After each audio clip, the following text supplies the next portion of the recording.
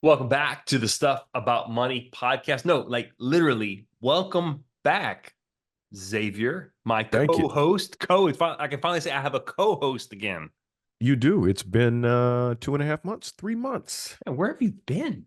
Gee, Life happens. I've been running around, taking care of kids and well, I should say Grace. kids. Um, it feels like kids, right? So eighth grade and her first year at high school and running around with all the activities that go along with the summer and getting acclimated into high school. Yeah. So, by the way, here in New Orleans, our high schools, Catholic high schools, start at eighth grade. So they're eighth through 12th in the high school. So, Yeah, man. so It's it, like it it, it's been a busy summer. and her activities. It's almost like a job, man. My goodness gracious, It is. She's these had kids are busy these practice days. practice 3 days a week.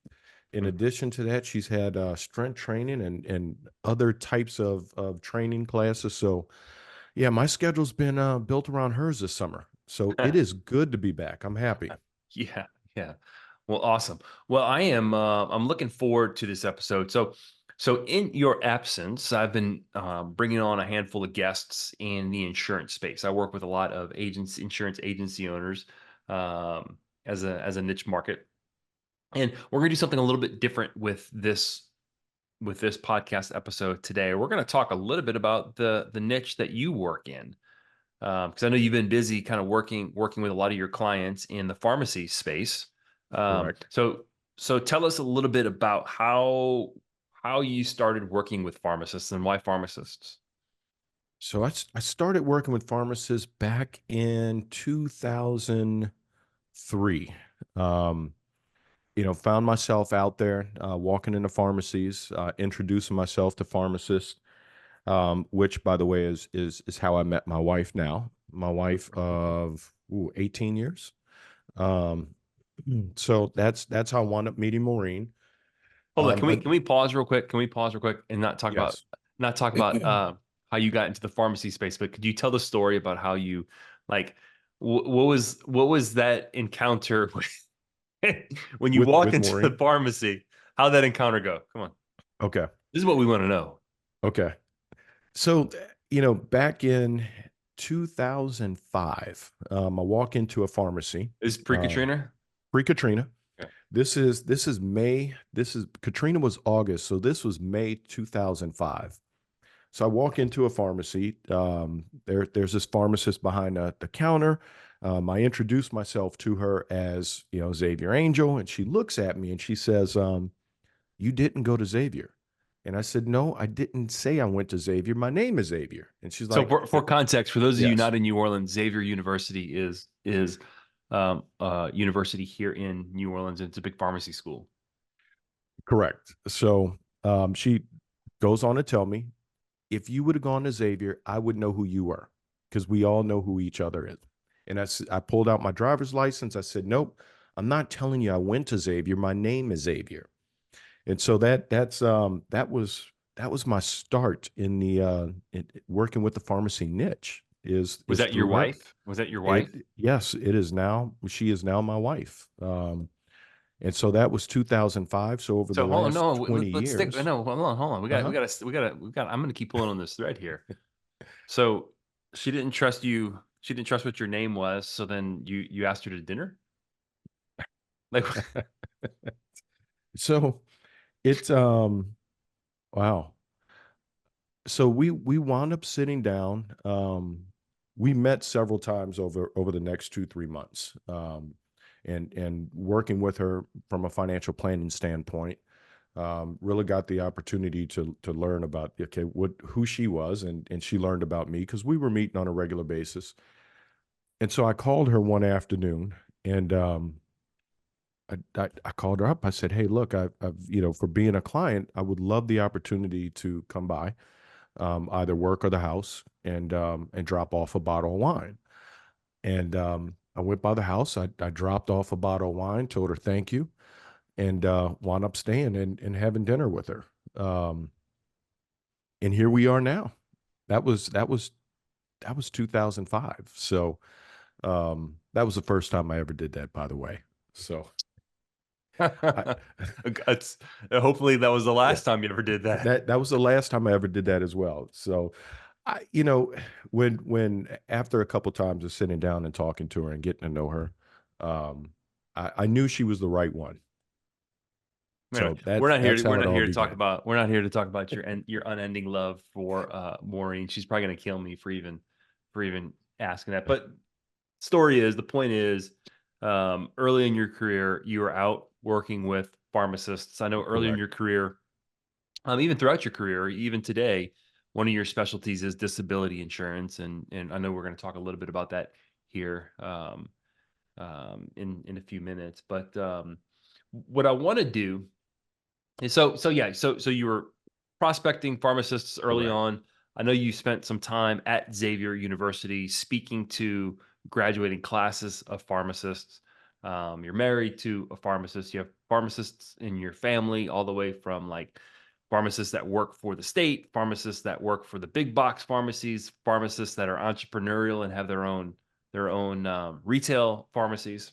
Hmm. Across the spectrum. So you know a few things about pharmacists and their finances and what's important to them. So what I want to do is talk about those three areas that we spent a lot of time chatting about for pharmacists that they need to focus on in the financial space. So why don't you lead us off? Unless there's something else you want to add. No, I think let's jump into it. So there's really with graduating pharmacists, there are three areas that when we first meet, we begin planning and So looking we're gonna at. talk about early career stage pharmacists. Correct. Okay. Right. Yeah. This episode, we're going to talk about those who have recently graduated from pharmacy school. Typically, within the first year and a half to 3 years, we're having that same conversation. Okay. We're talking about cash flow management. Okay. Um, All right. So that's the first thing, cash flow management. That sounds a lot like I don't know, budgeting to me. and it is it's the same thing, but we start talking about budgeting and people are tuning you out. Mm, Um, so cash flow management, gives us an opportunity to really sit down and start understanding where your income, what your income is, and what your expenses are. We're able to, we sit down and we talk about, well, let's categorize. What are your expenses? What are your fixed versus your variable expenses? What makes up those two areas? let, And let, then, let's talk go about this real quick uh-huh. before we go into the types of expenses. I think something to highlight here for those of you listening, whether you're a pharmacist or not. You talked about understanding your income and your expenses. The Correct. way to build wealth is to convert your income into wealth. I think that's a Hmm. really critical point that no matter what line of work you're in, the wealthy people, the financially successful people learn how to convert income into wealth. Because understand, like your income is those dollars. Every single dollar is a brick in your wealth building process. So if you have expenses on one side and income on the other side, and those expenses are too high relative to your income, you got a I'm not building. problem in I'm not building building. that foundation. Correct. Yeah. Okay. Right. All So right. correct. We need to understand your income, and that income is what's coming in, right? When we're looking at pharmacists, I have some pharmacists that work in the big box retail side, but in addition to that, they may have some where they're floating with these independent pharmacies on the side. So we really have to understand what is that total income that's coming in. Not just the six figures that you're potentially making over here, but what about your side gig? What about the other income that's coming in?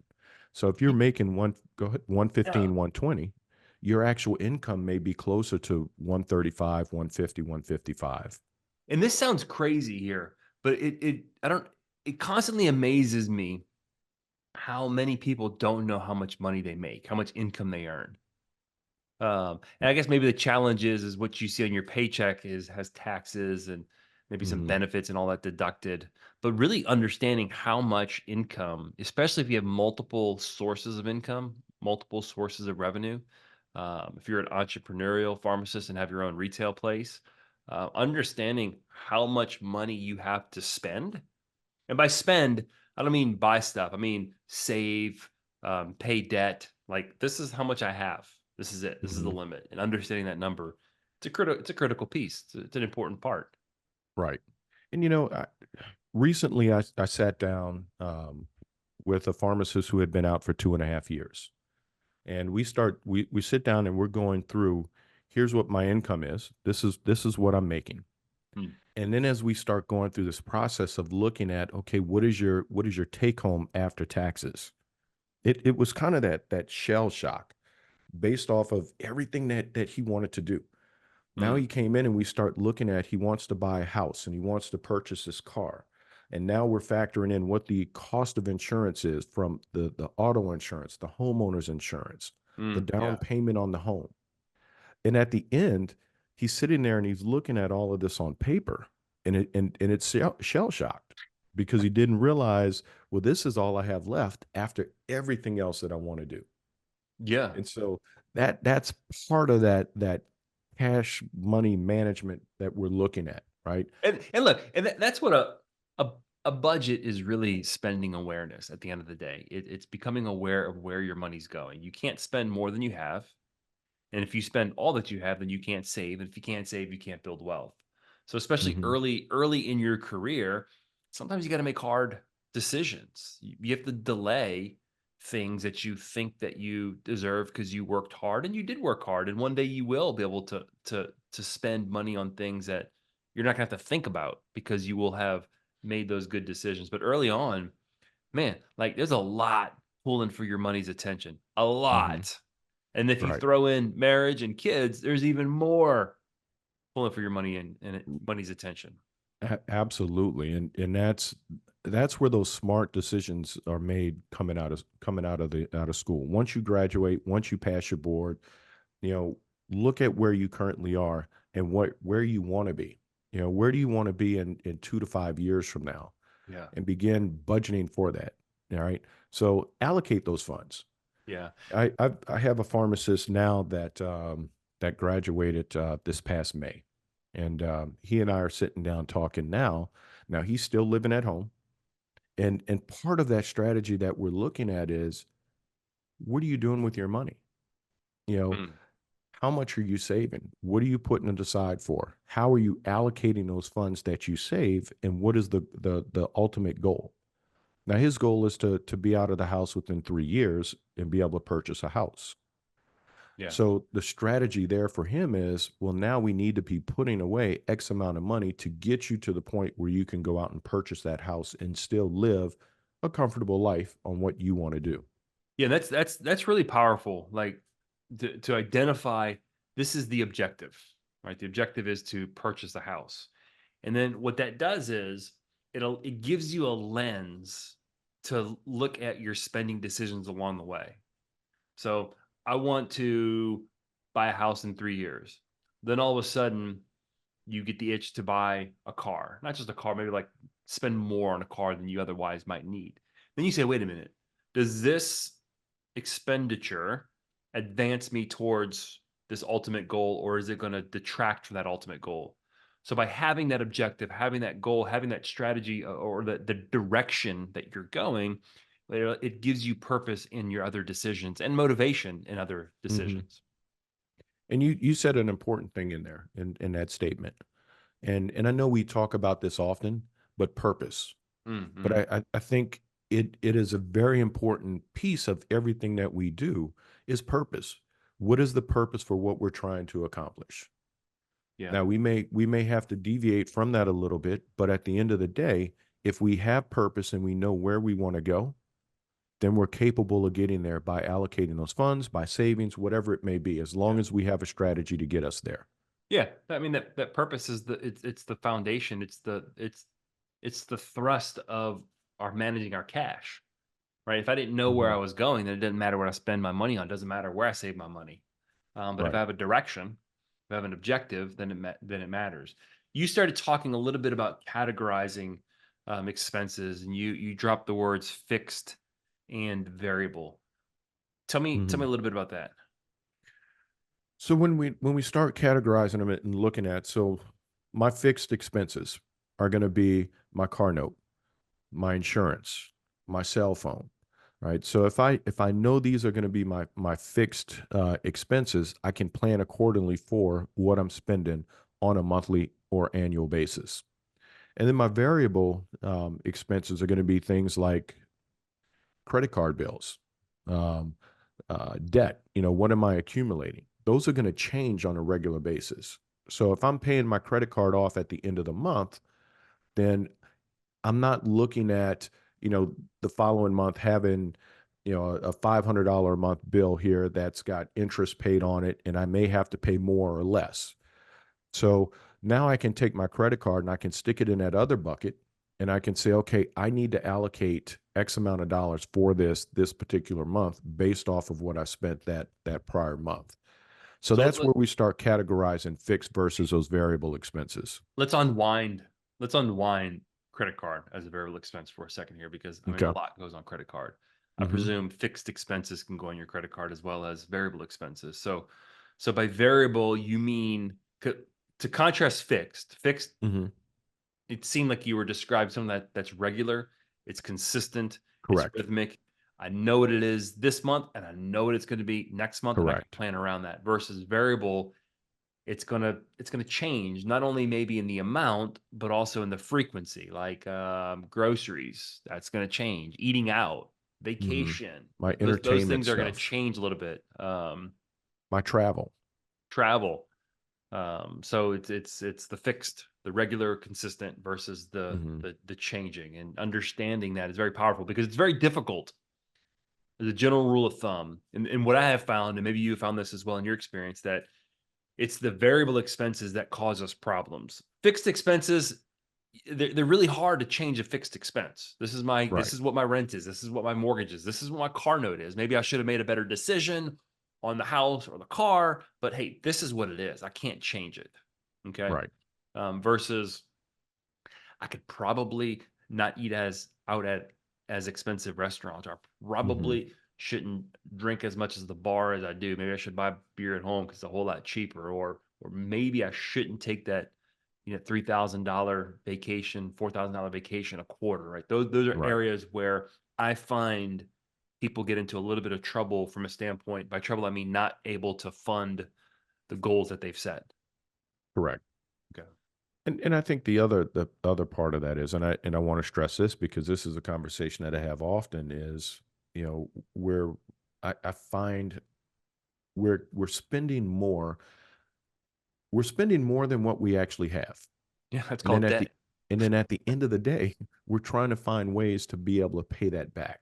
Yeah. And so I think that's something that needs to be talked about as well is, you know, know, again, know what your expenses are and know what you're spending and how you're going to pay that back. Yeah. So speaking of spending more than you make, that's going to take us into the second point that you like to that is really pertinent and material to young pharmacists coming out of school. The reality is you have to spend more than you make to go to school. Like you have to take on student loans. It's pharmacy school is not cheap. So talk a little bit about the student loan, kind of how that conversation happens with your clients. So we're you graduate, we begin having those conversations and looking at what are your student loan, what are we anticipating them to be? When do we anticipate them to start? And from that, we're going to go in there and start building out a repayment schedule. Right. The first year, we may only come in and pay a couple $100 a month because we don't know what it's going to be. And then once we get that statement, now let's go out there and prioritize our loans and Mhm. that loan repayment schedule. Yeah. And there's a couple different ways that we could come in and look at it, right? One of the ways is we could prioritize our high interest loans and begin paying an additional amount on those. That way, we're going to reduce what our balance is on those loans. The second thing that we're going to come in and take a look at is what we call a snowball method. And on those, we may, depending on the loans, you may want to go in there and pay off those smaller loans first. That way, you're building some of that momentum and that motivation. That okay, I got this loan knocked off first. Now I can start focusing on some of those other loans. So there's a couple different methods that we come in there and take a look at. And to further complicate it, because the student loan process or the, the payment side of the student loan process has gotten a little bit complicated, and even in our current political climate, it's kind of become a little bit of a political game to some degree, Correct. with forgiveness, no forgiveness. We already know there is public service forgiveness. So people who work Hmm. for, in the public space. So if you work for like a, maybe you work for like a public hospital or state hospital, or if you work for the the Department of Health for the state as a pharmacist, there may be opportunities there for that to be forgiven down the road. So maybe you don't Hmm. want to accelerate your payment on your loan, and then Right. understanding which ones would qualify forgiveness, which ones don't qualify forgiveness, and then all the stuff you have to do along the way to make sure that you're getting your credit to qualify for forgiveness. So it's not as easy as just like, here's my debt, let me pay it off. And then there's repayment methods. You can do income based. So your payment is based off of how much income you earn. And so there's all kinds of Yeah, the there's and that's what sitting down with an advisor or a financial planner is there to help you with, because once they understand more of your situation, more of your income, they can make the appropriate recommendations to be able to come in and say, here's a payment method. Let's or a payment plan. Let's look at this. yeah. Um, And so I tell you, they give you the opportunity to be able to take a look at the different opportunities out there. Yeah, I tell you, go back to that one case you were talking about, a graduate who's living back at home. Man, what a wonderful opportunity! If you can live rent free and maybe even board free to some, for an Hmm. early season of your career, to pay back as much debt as possible, assuming that it's not the forgivable type. Man, what a wonderful opportunity to to rid yourself of that, or part of that burden, Right. or or to save up an asset that you have some uh, uh, that gives It you gives some you leverage. options. Right. It Yeah, gives you options, leverage to be able to come out and later down the line be able to pay off some of the smaller loans. yeah. Um, You kn one of the challenges, and I'm assuming this is a challenge in the pharmacist space that I find with a lot of business owners and agency owners that I work with, is we see we see what others are doing in our career down the road, like who've been at it for 10, 15, 20 years. mhm. And maybe we even see what our parents have, what we grew up in. Maybe we grew up in something nicer than what we can afford now, right out of school. And we try to accumulate too much too fast. And that this ties not into student loan debt directly, but what happens is if we try to accumulate too much too fast, accumulate stuff, the fancy car, the fancy house, the fancy clothes, the fancy trips, the fancy purses, the fancy watches. Um, we have less money to put towards loans. And I can Mhm. tell you there's nothing more, there's a lot more depressing, but it is it is a depressing thing to sit down with someone who's 10, 15, 20 years in their profession and And are still still paying sitting those on right. 50 plus $1,000 of loans. Yeah, it's hard, even working with some of my more seasoned pharmacists. As we're sitting down and we're looking at it, and they're still paying back anywhere from 40 to $50,000. The thought is, I wish I would have done something Yeah. earlier to get this paid off by now, Yeah. because I'm on the tail end of my career and I'm still paying these student loan debts. And that's the benefit of working. I'm gonna tell you one of the benefits of working with a financial planner, especially in a niche. Someone who has seen someone in the early stage of their career, middle stage career, and have exited their career, is that that advisor can see the entire picture. So there's experiences that they've borrowed from other people and can, now share that with you. So they have a full picture and they understand the value, or they understand the impact, I should say, of making hard decisions today to be able to be, free of debt, to be able to have an asset in a savings account tomorrow. And that goes a very long way. Absolutely. And that's a sentiment I hear with working with those more seasoned pharmacists. So we've talked about cash flow planning. We've talked about student loan repayment.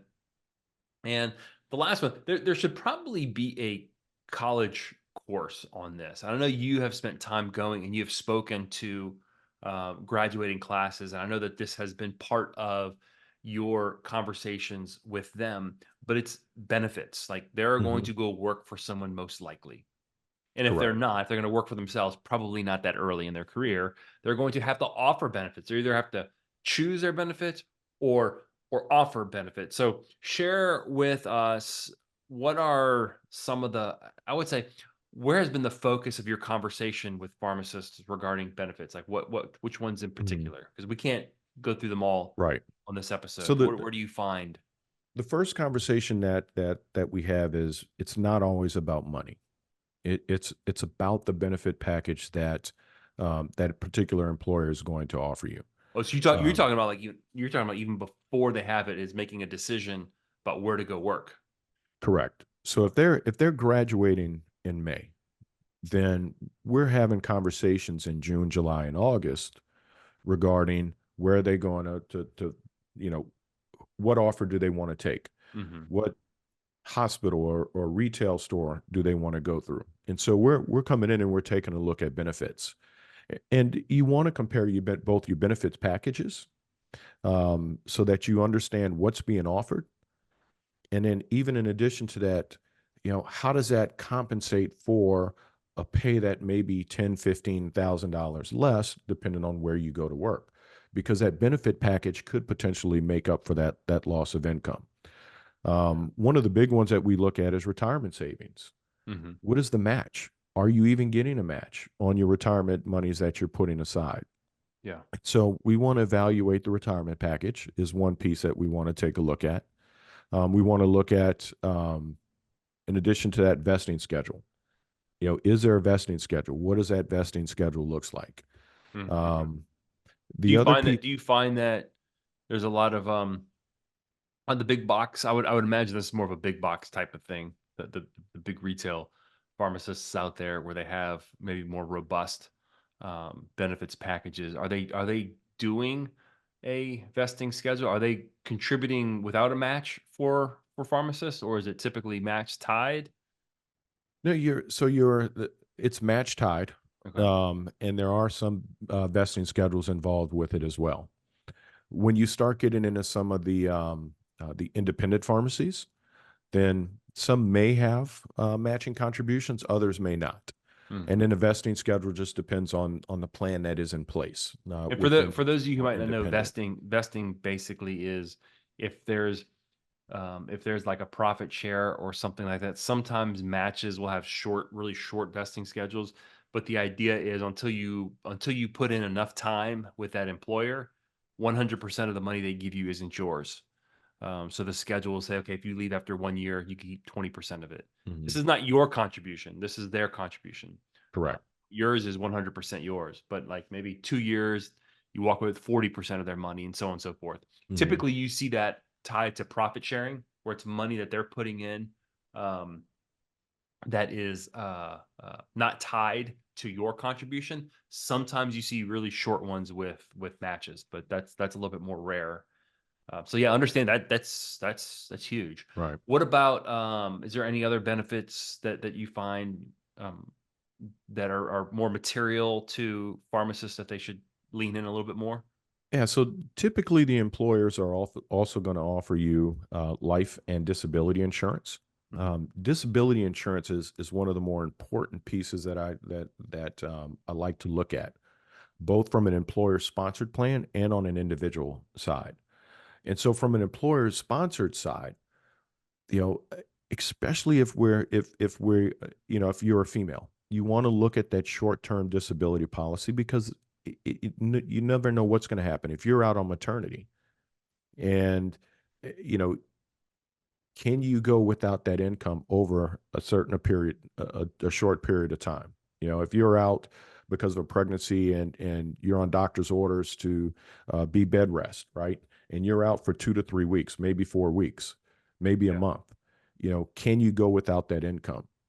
So the short-term disability policy is an important part to look at because it allows you to continue to have an income even when you're sick or hurt and you're not capable of going back to work and doing your duties as a pharmacist. Yeah, because Typically, you're also those expenses don't stop. correct. Typically, you're going to see a group long-term disability policy that's in place with the employer as well. That's another area that I recommend that individuals take out as well. Because what happens long term?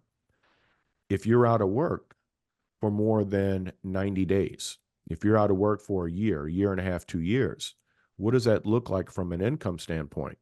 Right? If Mm. you're making 120, 125,000 a year and you're not capable of earning that paycheck because you're out, how do you continue to survive?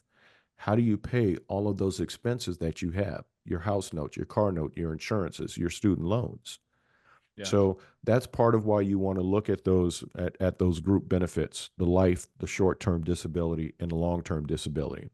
Yeah. Um, One of our pillars of financial security is to know where your money is, right? To mhm, know where your money is. So that talks about like how is my retirement invested? If I have savings account, make sure I can get my hands around them. A lot of people will jump jobs and they have all these old 401ks behind them. They don't know where they are. So we want to know where our money is.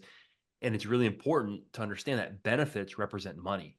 It might not be right. cash money that you have to go spend, but health insurance, it's money. Mhm, Disability insurance, man, if you have a triggering event where you're disabled and you can't work, you want to make sure you understand what you got coming in the door. right. Um, Understand how your health insurance works. If you have a healthcare emergency or something along those lines, what are your deductibles? What are your out of pockets? So insurance, which makes up a lot of your benefits, is money, and it's really important for you to understand. You don't have to know the ins and outs because I mean, some of the stuff is it's some of these benefits are complicated and they're obscure. Mhm, Um, but to understand, have an idea of what they are and what's available to you right. is, man, it's critical You, to building wealth. you know, and I'll throw this out there. Most individuals believe that a disability is caused by an accident, car accident, right? But there are many other reasons that could cause that disability. If you're out there, you're riding your bike and you're one of these individuals that enjoys going out on a Saturday morning and you ride your 15 to 20 miles bike ride. What happens if you slip, fall, hit a rock, hit a Mm. streetcar line, the tracks on a streetcar? you know, you break an arm or a significant damage, and you're not capable of standing up at work. You're not capable of using your hands for one reason or the other, as you're separating those medications, those pills. Um, those are causes for you to be able to come in. Um, Loss of memory. All right. I've got an individual that, she slipped, fell. There was some brain damage done.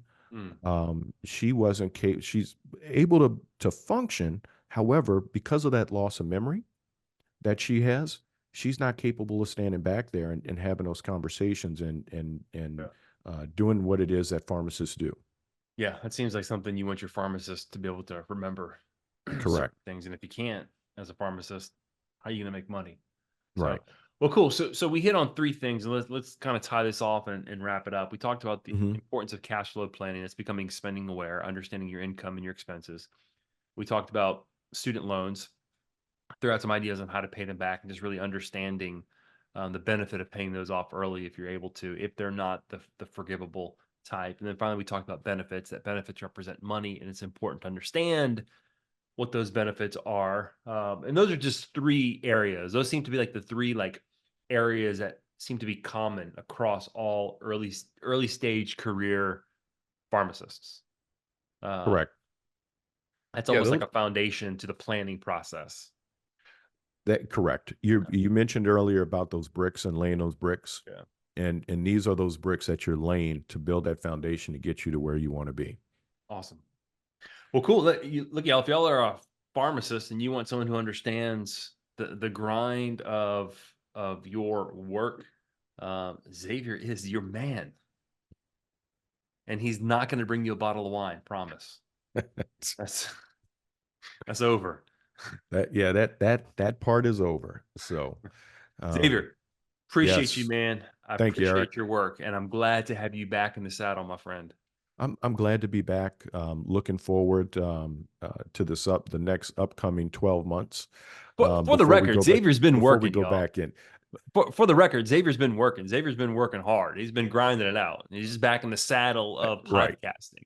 Look, it's getting up now, 5:30 in the morning before the day starts, and sitting down at the desk and working late nights, even in the car while I'm sitting there waiting, for Grace to get out of whatever she's doing, right? I'm still on the phone and still working. So, but it's great to be back in the office. I'm glad to be across from you now, Erik. Looking forward to it. All right, y'all. Thanks for listening. If you think this episode will help someone, please share it with them. Go out there and plan wisely and live confidently.